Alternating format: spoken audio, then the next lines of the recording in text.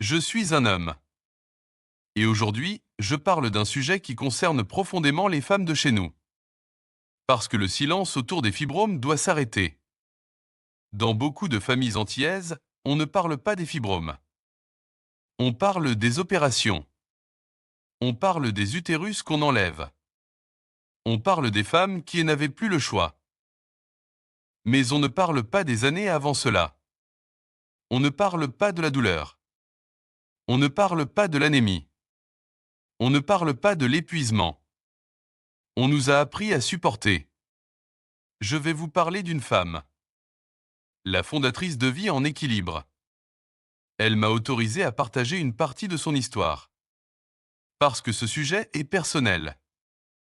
Et qu'il mérite d'être dit avec vérité. Tout a commencé par un changement discret. Son ventre a commencé à gonfler. Les remarques ont commencé. Tu es enceinte? C'est pour quand? Elle souriait. Mais ce n'était pas un ventre de maternité. C'était un ventre de fibrome. Dans la culture créole, un ventre qui grossit, ça pose des questions. Un ventre rond est associé à la vie. Mais quand ce ventre ne porte pas un bébé, il porte souvent un silence. Puis est venue la peur. La peur du diagnostic. Fibromes utérins. Plusieurs. Le mot tumeur est fait peur. Même quand on dit est bénigne. Et un autre mot a été évoqué. Opération. Ce jour-là, ce n'est pas seulement un organe qui a été évoqué. C'était la féminité, la maternité, l'identité. Les fibromes sont des masses qui se développent dans le muscle de l'utérus. Ils sont extrêmement fréquents. Mais chez les femmes afrodescendantes, ils apparaissent plus tôt et sont souvent plus symptomatiques. Les recherches évoquent une prédisposition génétique, un métabolisme des estrogènes particulier, des carences fréquentes en vitamine D, un terrain inflammatoire, un lien possible avec l'insulinorésistance, l'exposition aux perturbateurs endocriniens. Ce n'est pas seulement une histoire d'utérus. C'est une histoire hormonale, métabolique, environnementale. Mais au-delà de la science, il y a l'histoire des femmes de nos familles. Combien de mères ont été hystérectomisées jeunes? Combien ont souffert en silence? On leur a appris à être fortes. Mais parfois, cette force ressemblait à du silence. Il y a aussi une peur dont on parle peu. La peur de ne pas tomber enceinte. La peur de perdre un bébé. Oui, certains fibromes peuvent compliquer une grossesse selon leur taille et leur localisation. Mais beaucoup de femmes ayant des fibromes ont des grossesses normales. Le plus important reste le suivi médical adapté. Et maintenant, regardons les chiffres.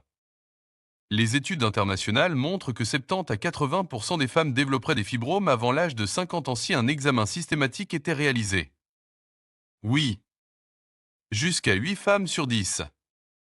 Chez les femmes afrodescendantes, la prévalence peut atteindre environ 80% avant 50 ans. Ils apparaissent plus tôt.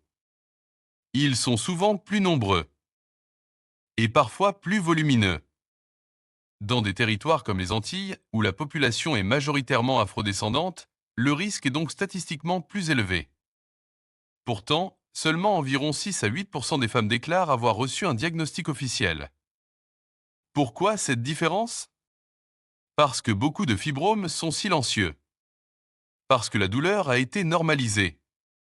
Le problème est largement sous-estimé. Un fibrome peut mesurer quelques millimètres.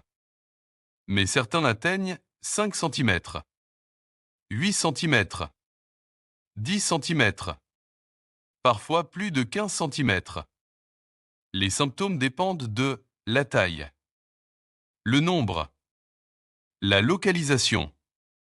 Certains provoquent règles hémorragiques, douleurs pelviennes, sensation de pression, ballonnement persistant, augmentation visible du volume abdominal. Un ventre qui grossit n'est pas toujours un excès de poids. Parfois, c'est un utérus qui porte plusieurs masses. Mais allons plus loin. Parlons de la vitamine D. La vitamine D n'est pas seulement une vitamine. C'est une prohormone.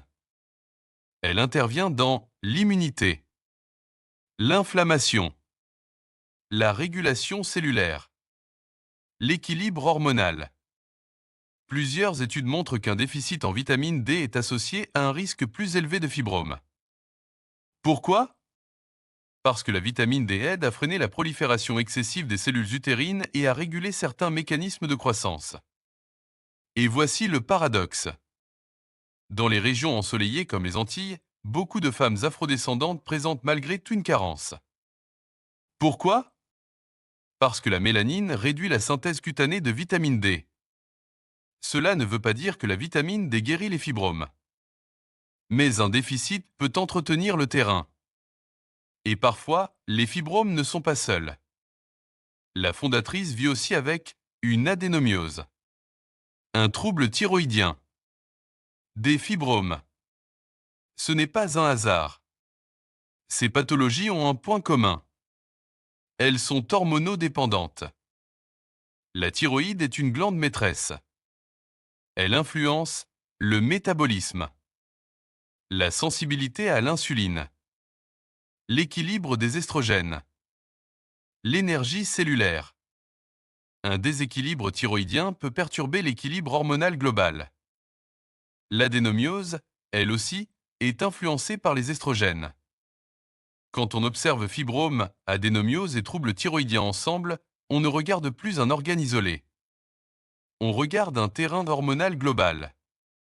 Un terrain inflammatoire possible. Un système endocrinien qui demande équilibre. Ce n'est pas une fatalité. C'est un message du corps. Maintenant, parlons des signes. Parce que beaucoup de femmes vivent avec des symptômes sans savoir qu'ils peuvent être liés à des fibromes. Les plus fréquents sont des règles très abondantes, des saignements prolongés, une fatigue persistante liée à une anémie, des douleurs pelviennes, une sensation de pression dans le bas-ventre.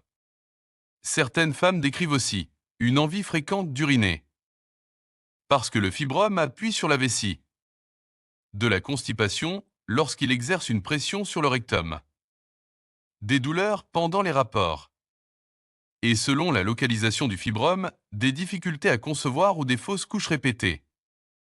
Le problème? Beaucoup pensent que c'est normal, que les règles doivent être douloureuses, qu'il faut supporter, que c'est comme ça. Mais non, supporter n'est pas normal. La douleur chronique n'est pas une fatalité. Il est aussi important de clarifier une confusion fréquente. Toutes les douleurs gynécologiques ne sont pas des fibromes. Par exemple, un fibrome est une masse bénigne qui se développe dans le muscle de l'utérus. L'adénomiose, elle, correspond à du tissu endométrial qui infiltre le muscle utérin. L'endométriose, quant à elle, est la présence de tissus semblables à l'endomètre en dehors de l'utérus. Ce sont trois pathologies différentes. Mais elles peuvent coexister. Cela montre une chose essentielle. Le corps ne fonctionne pas en silo. Le terrain hormonal global compte. Et comprendre les différences permet de poser les bonnes questions médicales. Alors que faire? On ne dramatise pas. On ne banalise pas. On agit. Consultez régulièrement. Surveillez le taux de fer. Une anémie chronique n'est pas normale. Vérifier la vitamine D, évaluer l'équilibre thyroïdien. S'intéresser à son métabolisme et à l'insuline. L'insulinorésistance joue un rôle dans l'équilibre hormonal. Adopter une alimentation anti-inflammatoire. Réduire les sucres raffinés. Limiter les produits ultra-transformés. Favoriser les fibres, les légumes, les oméga 3. Bouger son corps régulièrement. Réduire l'exposition aux perturbateurs endocriniens quand c'est possible. Ce sont des actions progressives. Ce ne sont pas des miracles. Ce sont des leviers. Nos mères ont supporté. Elles ont serré les dents. Elles ont continué à travailler. Même épuisées. Même dans la douleur. Elles ont été fortes. Mais leur silence ne doit pas devenir notre héritage. Aujourd'hui, nous avons accès à l'information. Comprendre, c'est déjà reprendre du pouvoir. Les fibromes ne sont pas une fatalité culturelle. Ils sont un signal. Un signal que le corps envoie. Supporter n'est pas une preuve de valeur. Prendre soin de soi, oui. Nos mères ont supporté. Notre génération doit comprendre. Et nos filles doivent grandir avec la connaissance, pas avec la peur. Le corps ne trahit pas. Il parle. La question est simple. Allons-nous continuer à supporter? Ou allons-nous enfin écouter? Si vous êtes arrivé jusqu'ici, c'est que ce sujet compte pour vous. Alors soutenez ce type de contenu. Un simple like et permet à l'algorithme de montrer cette vidéo à plus de femmes.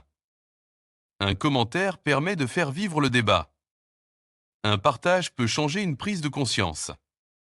Abonnez-vous à Vie en équilibre pour continuer à recevoir des informations claires, scientifiques et respectueuses.